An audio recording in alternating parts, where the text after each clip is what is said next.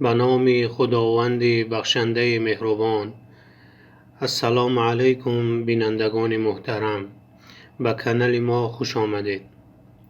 در این ویدیو می خواهیم درباره شخصیت حضرت ذوالقرنین صحبت بکنیم و شخصیت حضرت ذوالقرنین را به شما معرفی بکنیم. قبل از اینکه به معرفی شخصیت ذوالقرنین بپردازیم، معنای لغوی این کلمه را یعنی ذوالقرنین را به شما توضیح می دهیم. یکی از معانی لغوی ذوالقرنین صاحب دو شاخ است، یعنی کسی که دو شاخ داشته باشد به این شخص ذوالقرنین می گویند. و شخصیت ذوالقرنین یکی از ناشناخته ترین شخصیت های قصه های قرآنی می باشد. بعد از اینکه معنای لغوی ذوالقرنین را بیان کردیم، به این مطلب می پردازیم که چرا این شخص را ذوالقرنین نامیدند. اولین اختلاف درباره ذوالقرنین سبب نامگذاری این شخص به ذوالقرنین هست، چرا که در تاریخ سندهای قوی و دلیلهای مبرم ذکر نشده است که علت نامگذاری این شخص به ذوالقرنین را بیان کرده باشد. اما دانشمندان احتمالاتی دادند که علت این نامگذاری را بیان می‌کند. این احتمالات عبارتند از این که از آنجایی که او شرق و غرب عالم را فتح کرده بود، به همین خاطر به اون ذوالقرنین گفتند، یعنی قرنه شمس، دارای دو شاخ آفتاب، یعنی اینکه شرق و غرب عالم را گرفته بود، به این معنا که اون دارنده شرق و غرب است، یعنی اینکه دارنده دو شاخ آفتاب است، یعنی اونجایی که آفتاب میبراید و اونجایی که آفتاب میشیند. به این خاطر به ذوالقرنین گفته شده است. اما علت دومی که ذکر کردند برای اینکه چرا او را ذوالقرنین گفتند، به این خاطر است که گفتند در بالای سر اون دو تا برآمدگی وجود داشته است که به این علت او را ذوالقرنین گفتند. علت بعدی که ذکر کردند برای اینکه چرا او را ذوالقرنین گفتند این است که گفتند که در بالای تاج سلطنتی که او داشت دو تا شاخک وجود داشت، به همین خاطر او را ذوالقرنین گفتند. بعد از اینکه علت نامگذاری ذوالقرنین را بیان کردیم، میپردازیم به اینکه ذوالقرنین کیست.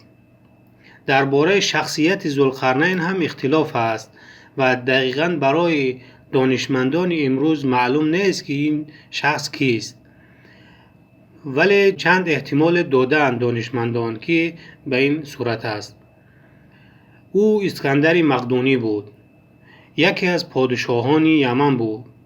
سیوم اینکه کوروش هخامنشی بود. چهارم اینکه منذر ابن معصم بود. پنجم اینکه تسینچی هوانگتی بود که یکی از بزرگترین پادشاهان قدیمی چین است. ولی با تحقیقاتی که بنده انجام دادم به این نتیجه رسیدم که نظر قوی تر این است که او کوروش کبیر بوده است و یک ویدیویی هم که در این باره هست در آخر این ویدیو برای شما ارائه می‌دهیم. اما بعد از بیان شخصیت ذوالقرنین می‌پردازیم به اینکه قرآن درباره ذوالقرنین چی میگوید. داستان ذوالقرنین در سوره کهف آیات‌های 83 تا 97 سوره کهف ذکر شده است و آنچه که از این آیات‌ها فهمیده می‌شود این است که ذوالقرنین یک شخص صالح و موحد و شخص بزرگ بوده است و همیشه در راه عدل و اعتدال بوده است و هیچ علاقه به مال و ملک نداشته است. بنابراین خداوند سلطنت بزرگ و پادشاهی بزرگ را به او عطا کرده است. و قرآن در همین آیاتی که ذکر کردیم یک کار بزرگ و خیرخواهانه ذوالقرنین را ذکر می‌کند و آن ساختن سد است برای قومی که همیشه از حمله های یعجوج و معجوج رنج می‌بردند و این قوم از حضرت ذوالقرنین درخواست کردند یک سد در جایی که محل عبور اونها هست بسازد تا اینکه اونها نتوانند از اونجا عبور کنند و بیایند اینها را آزار بدهند.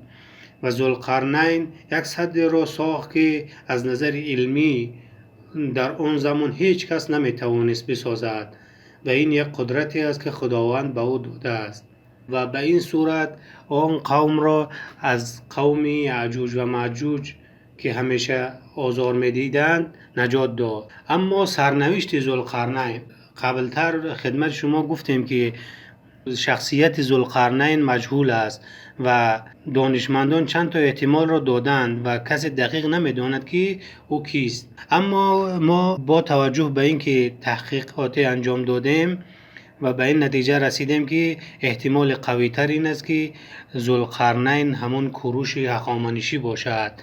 بنابراین که ذوالقرنین همون کوروش هخامنشی باشد، دولت ذوالقرنین یا همون کوروش به دست اسکندر مقدونی سقوط کرد و خود او در جنگی که در سال 525 قبل از میلاد اتفاق افتاد و در آنجا مصدوم شد و به خاطر همون مصدومیت هم از دنیا گذشت.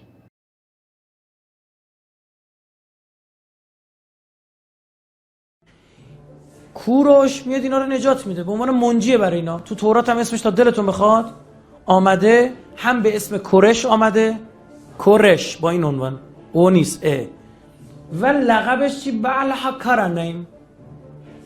اینم لقب آی کوروشه.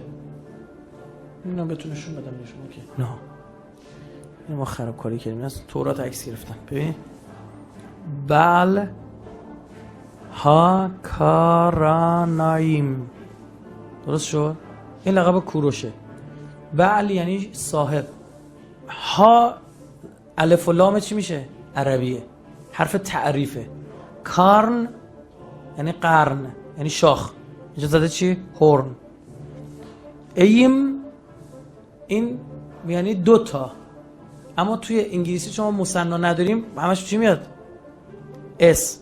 The king of Media and Persia، پادشاه ماد و پارس. این کی بوده پادشاه ماد و پارس بوده؟ کوروشو داره میگه دیگه. حالا میخواید اینو ترجمه عربیش کنیم؟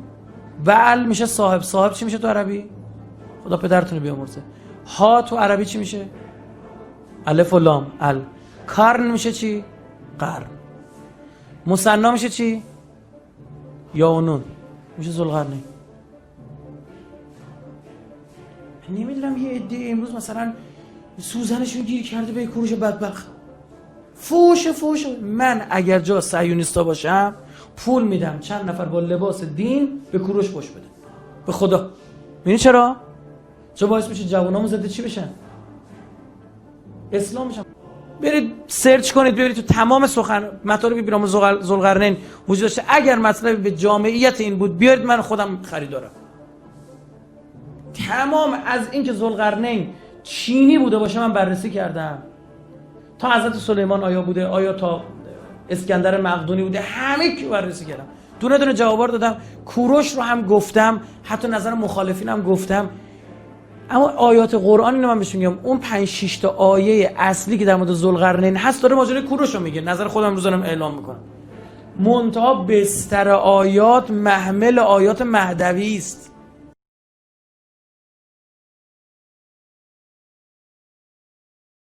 بسم الله الرحمن الرحيم ويسألونك عن ذي القرنين قل سأتلو عليكم منه ذكرا إنا مكنا له في الأرض وآتيناه من كل شيء سببا فأتبع سببا حتى إذا بلغ مغرب الشمس وجدها تغرب في عين حمئة ووجد عندها قوما قلنا يا ذا القرنين إما أن تعذب وإما أن تتخذ فيهم حسنا قال أما من ظلم فسوف نعذبه ثم يرد إلى ربه فيعذبه عذابا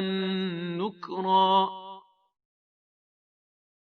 وأما من آمن وعمل صالحا فله جزاء الحسنى وسنقول له من أمرنا يسرا ثم أتبع سببا حتى إذا بلغ مطلع الشمس وجدها تطلع على قوم لم نجعل لهم من دونها سترا كذلك وقد أحطنا بما لديه خبرا ثم أتبع سببا حتى إذا بلغ بين السدين وجد من دونهما قوما لا يكادون يفقهون قولا قالوا يا ذا القرنين إن يأجوج ومأجوج مفسدون في الأرض فهل نجعل لك خرجا على أن تجعل بيننا وبينهم سدا قال ما مكني فيه ربي خير فأعينوني بقوة أجعل بينكم وبينهم ردما آتوني زبر الحديد